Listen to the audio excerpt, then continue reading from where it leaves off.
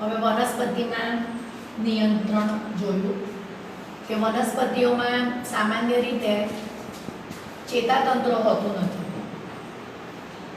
વનસ્પતિમાં ચેતાતંત્ર હોતું નથી, છતાં પણ હલનચલન અને એના માટે આપણે આવર્તન જોયું કે કયા પર્યાવરણ કેવું હોય અને પર્યાવરણ સામે પ્રતિચાર કઈ રીતે દર્શાવે છે, અને પ્રતિચાર દર્શાવવા માટે વનસ્પતિ હલનચલન દર્શાવતી હોય છે.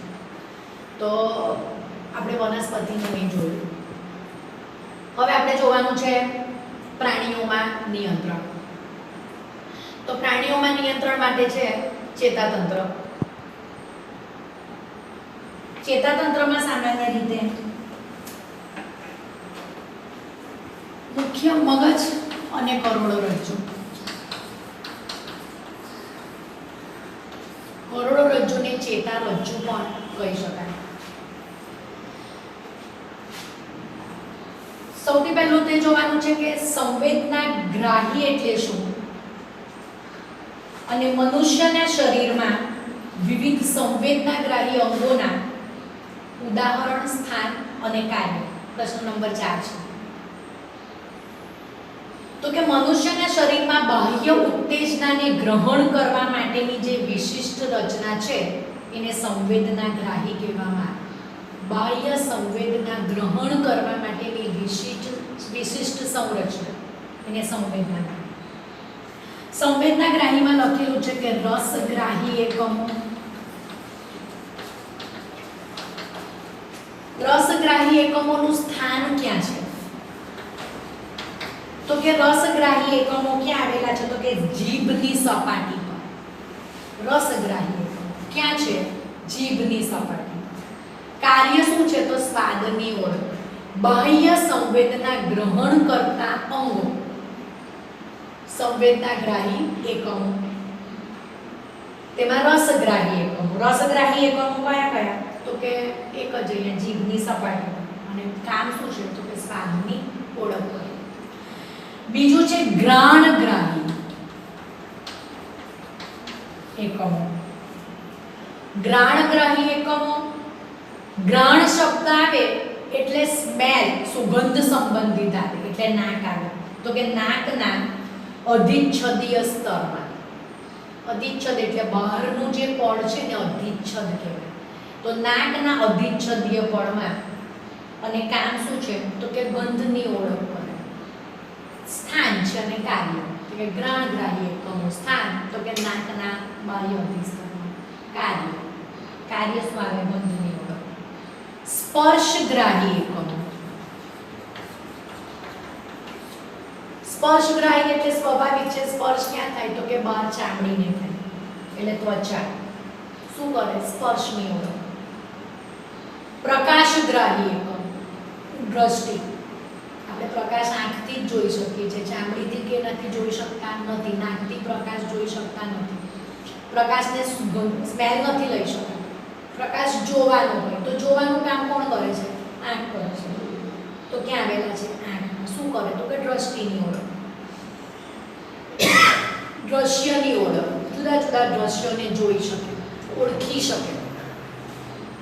અને ધ્વનિગ્રાહી એકમ.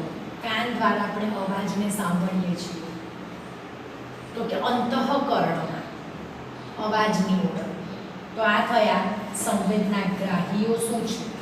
તો કે સંવેદનાગ્રાહીઓમાં રસગ્રાહી એકમ, ઘ્રાણગ્રાહી એકમ, સ્પર્શગ્રાહી એકમો, પ્રકાશગ્રાહી એકમો અને ધ્વનિગ્રાહી એકમો.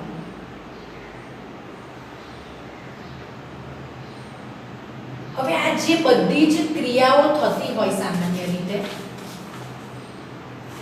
કે આપણે કહું તેમ કે અત્યારે આપણે ભણી રહ્યા છે સજીવોમાં નિયંત્રણ. તો નિયંત્રણ તો કોના દ્વારા? તો કે મગજ અને કરોડરજ્જુ દ્વારા થતું હોય. હવે મગજ અને કરોડરજ્જુ દ્વારા થતું હોય, પણ કયા અંગો દ્વારા? તો કે સામાન્ય રીતે મગજ અને કરોડરજ્જુ, એ મગજ અને કરોડરજ્જુ નિયંત્રણનું કાર્ય કરે. પણ એ મગજ અને કરોડરજ્જુ એમાં શું આવેલું છે ને કેવી રીતે આ બધું થઈ રહ્યું છે? તો પ્રશ્ન છે પાંચમો, ઉર્મી વેગ એટલે કે વિદ્યુત આવેગો કેવી રીતે શરીરમાં વહન પામે છે?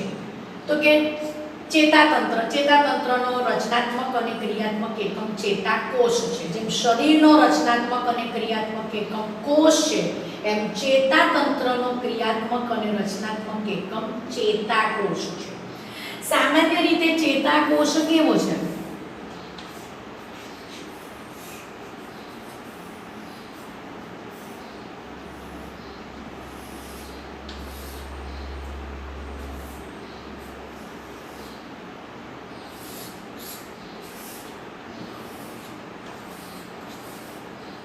તો કે ચેતાકોષ જે છે, તો આ જે ચેતાકોષ છે,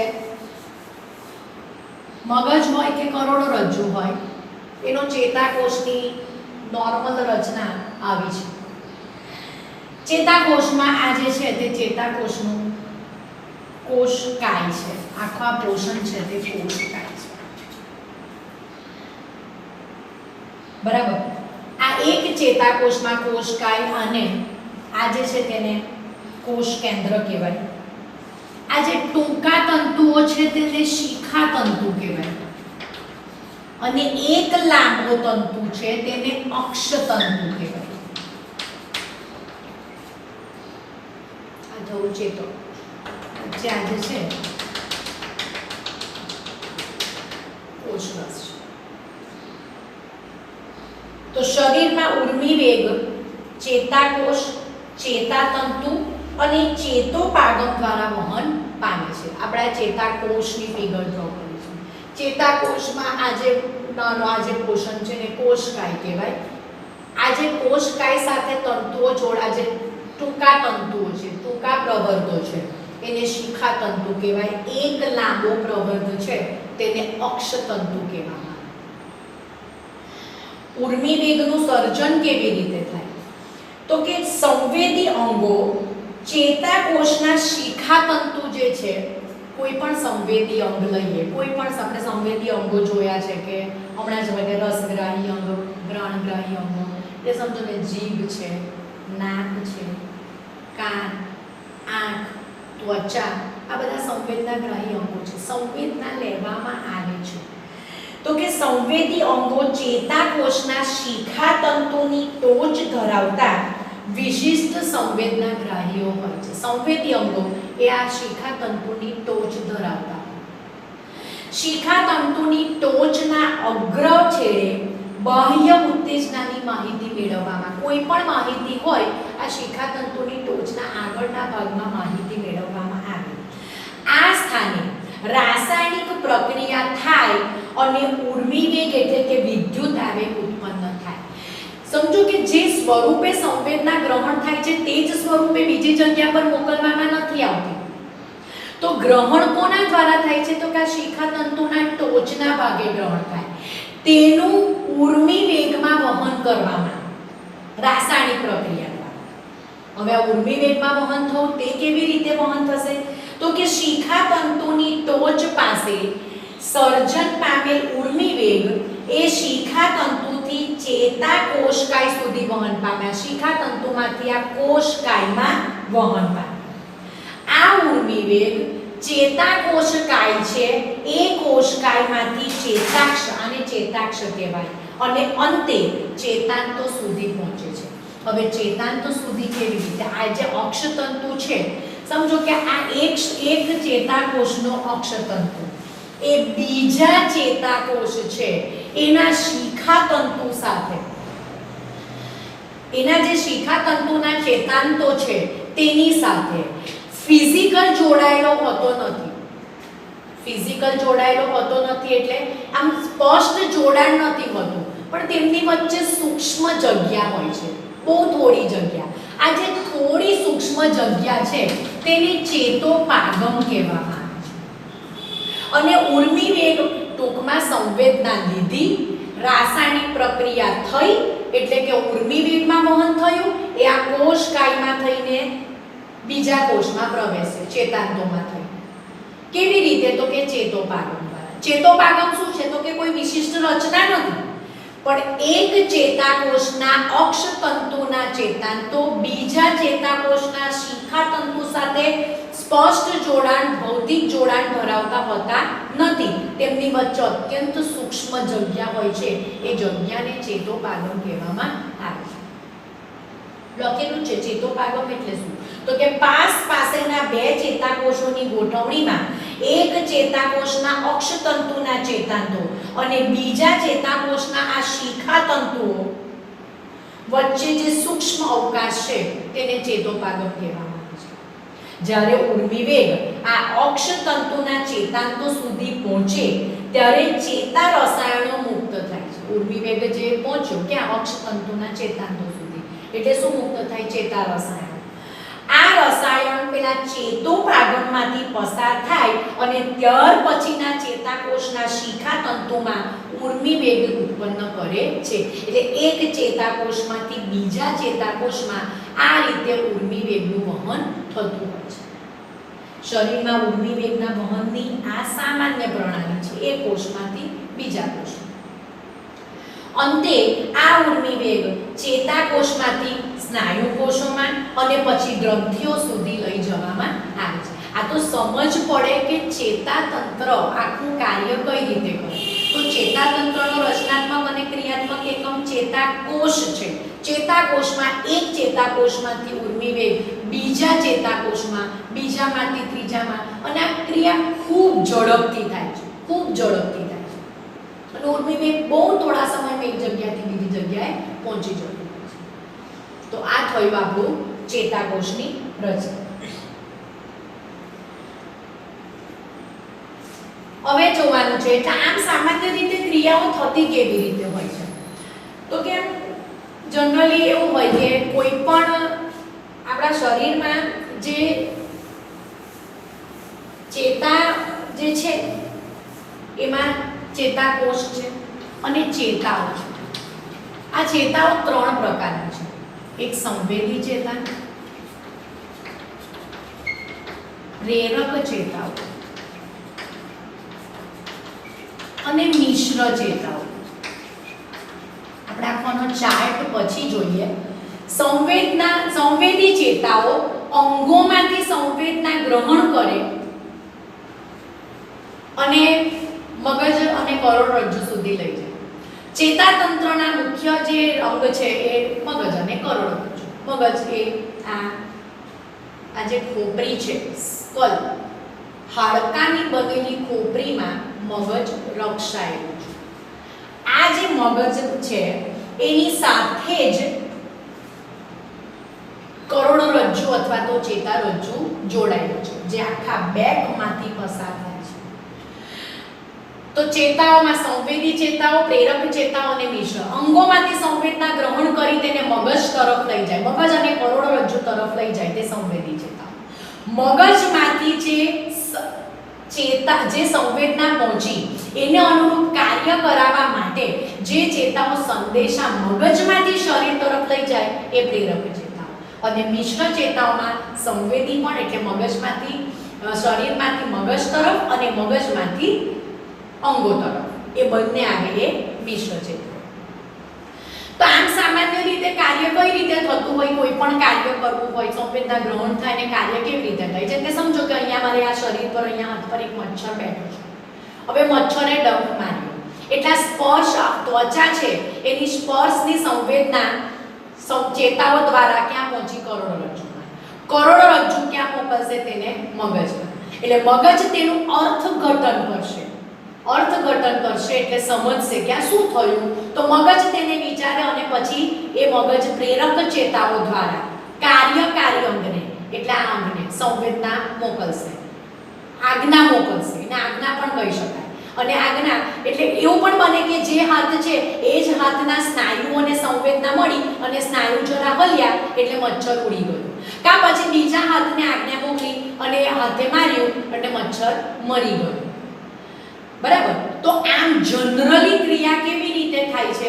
તો જનરલી ક્રિયા થાય કે સંવેદનાગ્રાહી અંગોમાંથી સંવેદના કરોડરજ્જુમાંથી મગજમાં જાય, મગજ પ્રેરક ચેતાઓ દ્વારા આજ્ઞા મોકલે કાર્યકારી અંગને અને પ્રતિચાર દર્શાવે. પણ કોઈક વાર એવું બને એટલે કે આમ શરીરના અમુક ઇમ્પોર્ટન્ટ જે ભાગ છે એના રક્ષણ માટે, કે સમજો કે રસોઈ કરતી વખતે હાથ જે છે એ હાથ કોઈ ગરમ વસ્તુને અડી ગયો, તો ગરમ વસ્તુને અડે તો એ હાથ બહુ જ જલ્દી પાછો ખેંચાઈ જાય છે. પાછા ખેંચાવાનું રીઝન મગજને તેની જાણ થાય છે પણ પછી થાય છે.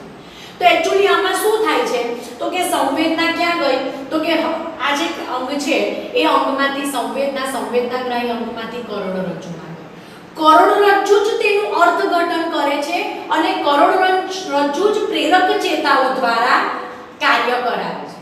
મગજને તેની જાણ પછીથી કરવામાં આવે છે. એટલે મગજ જ્યારે આરામની પરિસ્થિતિમાં હોય અથવા તો બીજા કોઈ કાર્યમાં વ્યસ્ત હોય ત્યારે મગજને જાણ બહાર કરોડરજ્જુ જ કાર્યકારી અંગ પાસે કાર્ય કરાવે. આવી જે ક્રિયાઓ છે એને પરાવર્તી ક્રિયાઓ કહેવામાં આવે છે. કેવી ક્રિયા કહેવામાં આવે? પરાવર્તી ક્રિયા. આ ખૂબ અગત્યનો પ્રશ્ન છે, બહુ જ અગત્યનો પ્રશ્ન છે. બરાબર. પ્રશ્ન નંબર 7 છે પરાવર્તી ક્રિયાનો અર્થ શું થાય? ઉદાહરણ આપો. તો કે મગજના અનૈચ્છિક કેન્દ્રોની જાણ બહાર બાહ્ય ઉત્તેજના સામે દર્શાવાતા અનૈચ્છિક અને ઝડપી પ્રતિચારને શું કહેવામાં આવે છે? પરાવર્તી ક્રિયા કહેવામાં આવે છે. અસ્તિત્વ માટે બીજી વ્યાખ્યા છે કે અસ્તિત્વ માટે ત્વરિત અનૈચ્છિક પ્રતિચાર. અનૈચ્છિક એટલે ઈચ્છા આપણને ખબર જ નથી હોતી. એ ઐચ્છિક એટલે મગજને જાણ હોય, અનૈચ્છિક એટલે મગજને જાણ હોતી નથી. તો કે અસ્તિત્વ માટે ત્વરિત એટલે તાત્કાલિક, અનૈચ્છિક પ્રતિચાર રૂપે દર્શાવાતી અગત્યની ક્રિયા જેમાં મગજની કોઈ સક્રિય ભૂમિકા હોતી નથી તેને પરાવર્તી ક્રિયા કહેવામાં આવે છે. અહીંયા બે વ્યાખ્યા આપેલી છે પરાવર્તી ક્રિયા. કોઈ પણ આ વિજ્ઞાનનો જે પ્રશ્ન છે સમજશો નહીં તો એક વ્યાખ્યા પણ નહીં આવે. ઉદાહરણ છે તો કે અજાણતા પીન ભોંકાતા હાથ ઝડપથી પાછો ખેંચાઈ જવો. હવે પીન ભોંકાય, મગજ તેનું અર્થઘટન કરે ત્યાં સુધી તો પીન આખી બોડીમાં ઉતરી જાય, ખબર નહીં પડે, તરત જ છે પછી મગજને જાણ થાય છે કે અહીંયા પીન ભોંકાય છે. અજાણતા જ ગરમ વસ્તુને હાથ અડકતા દૂર થઈ જાય. ઉધરસ ખાવી, બગાસું, છીંક, આ બધું જ. છીંક શું છે? તો છીંક એ સામાન્ય રીતે આપણે જે પણ કચરું હોય બાહ્ય તે કોઈ પણ આ ઓક્સિજન કે જે પણ આપણે આ જે નાસિકા કોટર દ્વારા જે આપણે હવા લઈએ છીએ એમાં કોઈક વખત વધારાનું કચરું જાય. એ કચરું આપણા નાકમાં જે ચીકણું શ્લેષ્મ છે એ શ્લેષ્મ સાથે ભળે, પણ એ કચરું જરા વધારે હોય તો શું થશે? તો અંદર શ્વાસ નળીમાં પણ પક્ષમ છે એ તેને ધક્કા સાથે બહાર ફેંકી દે, એને છીંક કહેવાય. નહીં તો એ કચરું ક્યાં બેસી જશે? સીધું ફેફસા. છીંક આવે તેની જાણ પહેલેથી હોતી નથી, છીંક ઓટોમેટિક આવી જાય છે કંઈ કચરું મગજમાં શ્વાસ નળીમાં જતું રહેતું હોય ત્યારે. તો ઉધરસ, છીંક આ બધું જ પરાવર્તી ક્રિયા છે. ઉરોદર પટલનું હલનચલન. આપણે ઉરોદર પટલના હલનચલન વિશે જોઈ ગયા કે શ્વાસોચ્છ્વાસની ક્રિયા હોય તો ઉરોદર પટલ જે છે આ એની નોર્મલ સિચ્યુએશન છે, આ તેની વિસ્તૃત સિચ્યુએશન છે. બરાબર. તો આ તેની નોર્મલ સિચ્યુએશનમાં છે. જ્યારે દબાણ વધે છે ક્યાંનું? તો કે ફેફસા પરનું, અંદર ઉરસ પ્રદેશમાં દબાણ વધે છે અને દબાણ વધે પછી બહારથી એટલે શું થાય છે? અંદરથી હવા બહાર જાય, પછી બહારથી હવા આવે, આ થાય, અંદરનું દબાણ ઓછું થાય છે. આપણે આખા એના વિશે ડિટેલમાં શીખી ગયા. તો ઉરોદર પટલનું હલનચલન. ત્યાર પછી ઘૂંટણને આંચકો લાગવો, કંઈ કારણસર કંઈ ચાલતા હોઈએ, કંઈ ખાડા ટેકડા આવી જતા હોય રસ્તામાં અને ઘૂંટણને આંચકો લાગવો. ત્યાર પછી તીવ્ર પ્રકાશમાં આંખની કીકી નાની થઈ જવી. આપણે બહુ જ આપણા ઘરમાં જરા અંધારું હોય બહાર કરતા અને બહાર એકદમ તીવ્ર પ્રકાશ હોય ને આપણે જઈએ તો આપણી આંખ સામાન્ય રીતે બંધ થઈ જતી હોય, કીકી નાની થઈ જાય. હવે બહારથી આપણે ઘરમાં આવીએ તો પેલી કીકી નાની થયેલી હોય છે અને ઘરમાં આવીએ એટલે આપણે શરૂઆતમાં એકદમ અંધારું લાગે. કારણ શું? તો કીકી નાની થઈ છે, આંખમાં પ્રકાશ ઓછો જાય છે. તે ધીમે ધીમે કીકી પેલી ઓછો પ્રકાશને કારણે મોટી થશે. પણ જેવું આપણે અંધારામાંથી અજવાળામાં જઈએ તો કીકી મોટી જ હોય એટલે તીવ્ર પ્રકાશ આંખમાં જતો રહે એટલે આંખ આપણી સામાન્ય રીતે બંધ થઈ જતી હોય છે. તેની જાણ મગજને કરવામાં આવતી નથી, મગજને પછીથી જાણ કરવામાં આવે છે. પસંદગીના સ્વાદિષ્ટ ખોરાકને જોતા જ મોઢામાં પાણી અંદર રસ્તામાંથી કશે પસાર થતા હોય અને ચાઇનીઝની લારી હોય અને એમાંથી કંઈક સ્મેલ આવતી હોય તો આપણા મોઢામાં પાણી આવી જાય, તો પાણી લાવવું નથી પડતું, આવી જાય છે. આ બધું શું છે? પરાવર્તિત ક્રિયાના ઉદાહરણો છે. મેં તમને કહું તેમ પરાવર્તિત ક્રિયા, તો પરાવર્તિત ક્રિયામાં શું થાય છે?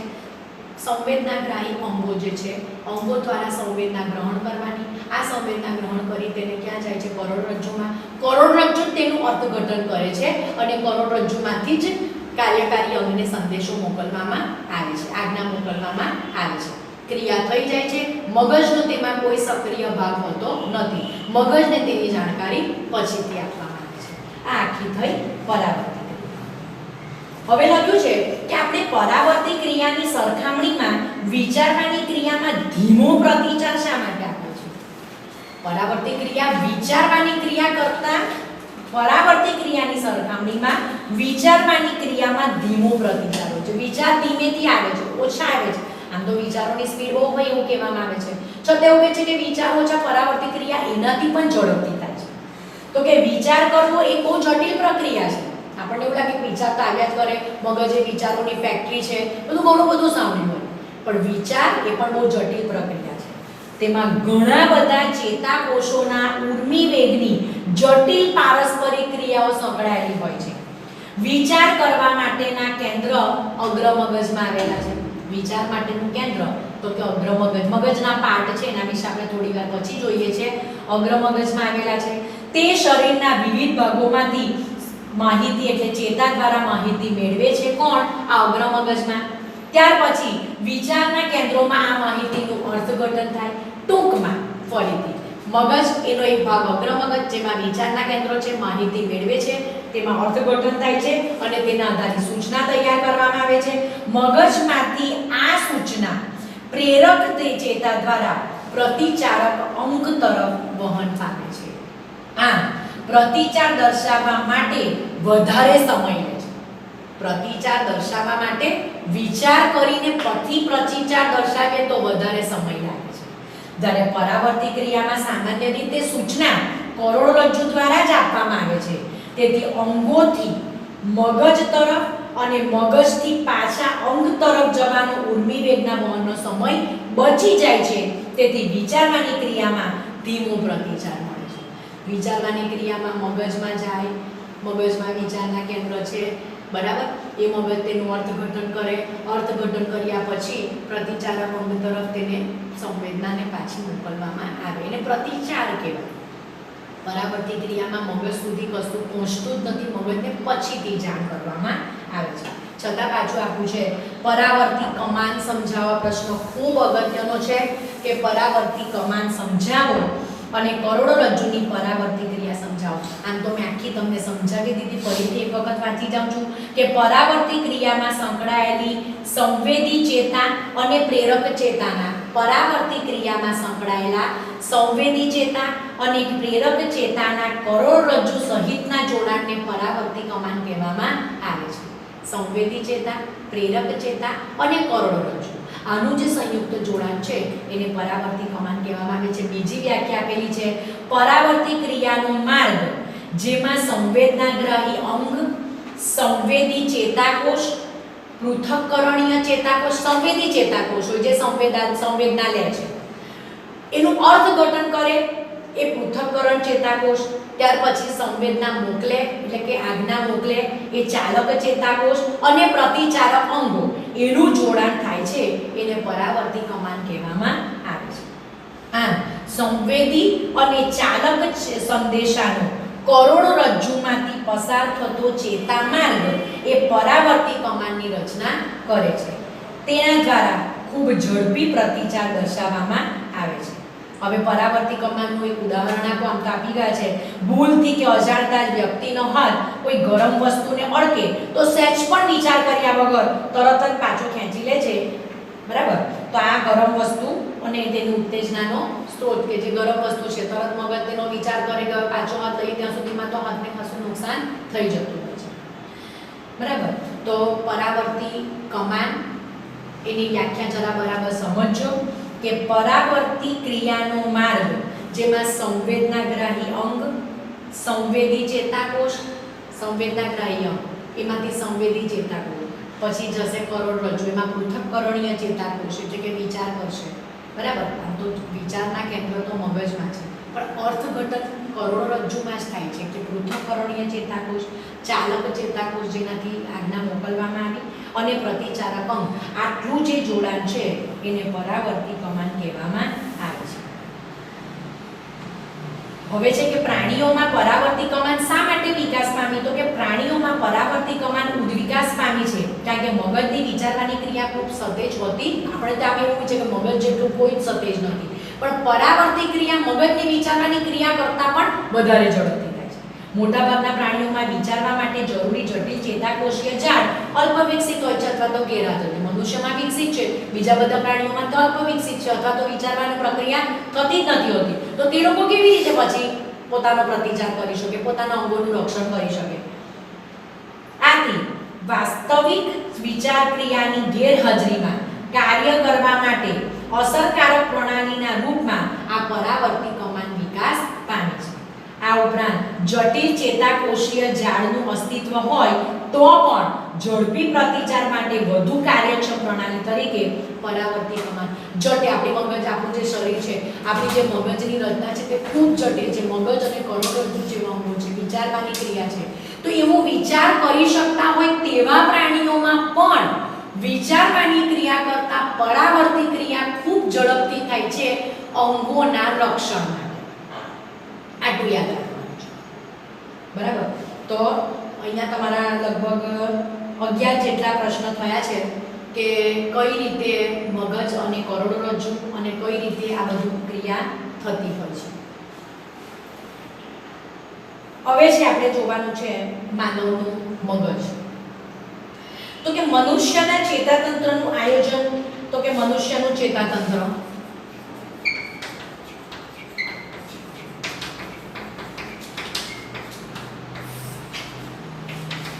મનુષ્યનું ચેતાતંત્રમાં મધ્યસ્થ ચેતાતંત્ર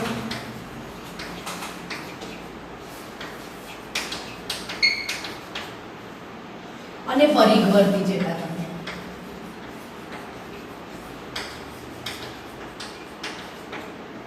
મધ્યસ્થ ચેતાતંત્રમાં આવે મગજ અને કરોડરજ્જુ.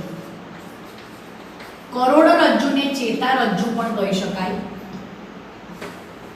અને પરિઘવર્તી ચેતા અને CNS કહેવાય, અને PNS કહેવાય,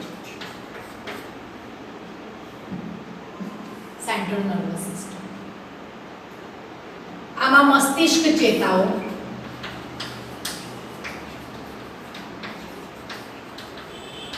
અને આ કરોડરજ્જુ ચેતાઓ.